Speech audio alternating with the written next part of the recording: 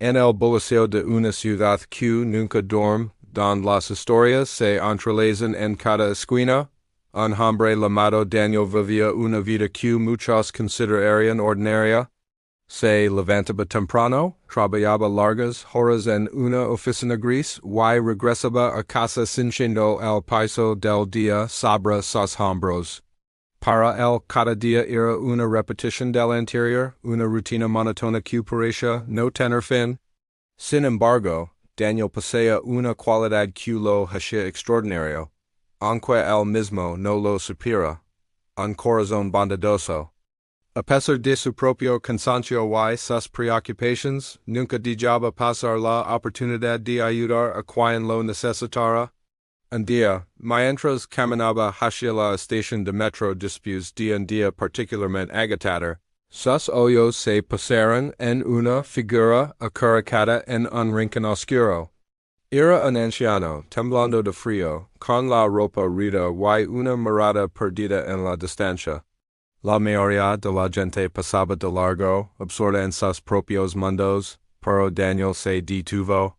Se acercó con cautela y le ofreció al hombre el sándwich que había guardado para su cena y una botella de agua. El anciano levantó la vista, sus ojos nublados por la edad y la desesperación se encontraron con los de Daniel. Una débil sonrisa se dibujó en su rostro mientras aceptaba la comida con manos temblorosas. Gracias, joven. Que la vida te lo pague, susurró con una voz apenas audible. Daniel simplemente asintió y continuó su camino sin dar mayor importancia al gesto. Para él era lo correcto. No imaginaba que esas simples palabras y pecogogo de bondad resonarían en su futuro de una manera que desafiaría toda lógica. Las semanas se convirtieron en meses. Daniel continuó con su rutina, pero algo había cambiado. Cada vez que pasaba por esa esquina, buscaba al anciano, pero no volvió a verlo. A veces se preguntaba que habría sido de él, mientras tanto, la vida de Daniel comenzó a tomar un giro inesperado. En su trabajo, un proyecto que había estado estancado durante meses de repente comenzó a avanzar gracias a una idea que Daniel propuso en una reunión. Su jefe, impresionado por su ingenio, lo ascendió, dando no solo un mejor salario, sino también un puesto con mayor responsabilidad y creatividad. Era el cambio que Daniel había anhelado en secreto durante años. Se sentía más vivo, más motivado. Empezó a dedicar tiempo a sus viajes aficiones, como la pintura, y redescubrió una pasión que creía perdida. Su vida social también floreció. Conoció a una mujer maravillosa llamada Sofía, una artista con una sonrisa que iluminaba cualquier habitación. Conectaron al instante. Comparten sueños, risas y una visión optimista de la vida. Por primera vez en mucho tiempo, Daniel se sentía genuinamente feliz. Parecía que el universo conspiraba a su favor. Todo fluía con una facilidad asombrosa. Sin embargo, Daniel, en su modestia, atribuyó a todo la buena suerte sin darse cuenta de que una fuerza invisible, puesta en marcha por su propio corazón, estaba tejiendo los hilos de su destino. Una tarde de otoño, mientras Daniel y Sofía pasaban por un parque disfrutando de los colores dorados de las hojas, Daniel recibió una llamada. Era su madre, con la voz quebrada por la angustia. Su padre había sufrido un infarto y estaba en estado crítico en el hospital. El mundo de Daniel se detuvo. Dejó todo y corrió al hospital con el corazón encogido por el miedo. Los médicos le dieron un pronóstico sombrío. Su padre necesitaba una cirugía de corazón abierto de alto riesgo, y las posibilidades no eran favorables. Los días que seguían fueron una tortura. Daniel pasaba las horas en la sala de espera, sintiéndose impotente. La alegría que había llenado su vida se había desvanecido, reemplazada por una ansiedad abrumadora. Una noche, mientras estaba sentado solo, con la cabeza entre las manos, una enfermera se le acercó. Disculpe, ¿es usted Daniel? Preguntó con amabilidad, Daniel asintió. El doctor Quiroga quiere hablar con usted, ¿es el jefe de salud cardiovascular? Daniel se levantó, esperando lo peor. Se dirigió al despacho del doctor. Un hombre de cabello canoso y ojos penetrantes que irradiaban una calma sorprendente. Síntese, por favor, dijo el doctor Quiroga. He revisado el caso de su padre. Es complicado, pero creo que puedo ayudarlo. Daniel sintió un atisbo de esperanza por primera vez en días. ¿Usted lo operará? Preguntó el doctor Asincio. Her todo lo que esté en mi poder. La cirugía fue larga y tensa. Daniel y su familia esperaron durante horas, cada minuto una eternidad. Finalmente el doctor Quiroga salió del quirófano.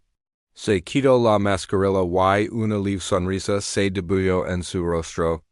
La operación fue un éxito. Su padre está estable. El alivio inundó a Daniel como una ola.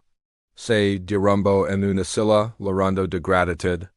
Días después, cuando su padre ya se recuperaba en la habitación, Daniel fue a buscar al doctor Quiroga para agradecerlo personalmente. Lo encontró en su despacho, revisando unos expedientes. Doctor, no tengo palabras para agradecerlo. ¿Le ha salvado la vida a mi padre? Dijo Daniel con la voz cargada de emoción.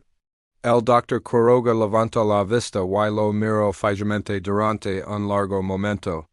¿Recuerdas a un anciano al que le diste un sándwich hace unos meses cerca de la estación de metro? Preguntó el doctor, su voz suave. Daniel se quedó perplejo. ¿Cómo podía saber eso? Frunció el ceño, tratando de recordar. La imagen del hombre temblando de frío apareció en su mente. Sí, lo recuerdo. ¿Cómo lo sabe?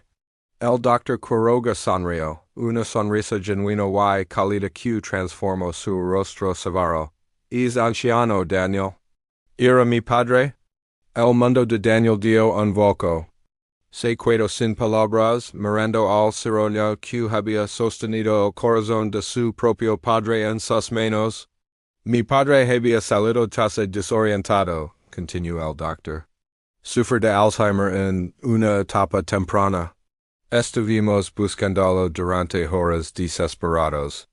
Cuando finalmente lo encontramos, nos contó que un joven amable le había dado de comer. Dijo que tu acto de bondad le había dado la fuerza para esperar, para no rendirse. Me describió tu rostro y nunca lo olvidé. Daniel estaba atónito. No podía creer lo que escuchaba. El doctor Quiroga se levantó y se acercó a esa noche, cuando vi el nombre de tu padre en la lista de cirugías y luego te vi en la sala de espera, supe que era el destino. Supe que la vida me estaba dando la oportunidad de devolver el favor.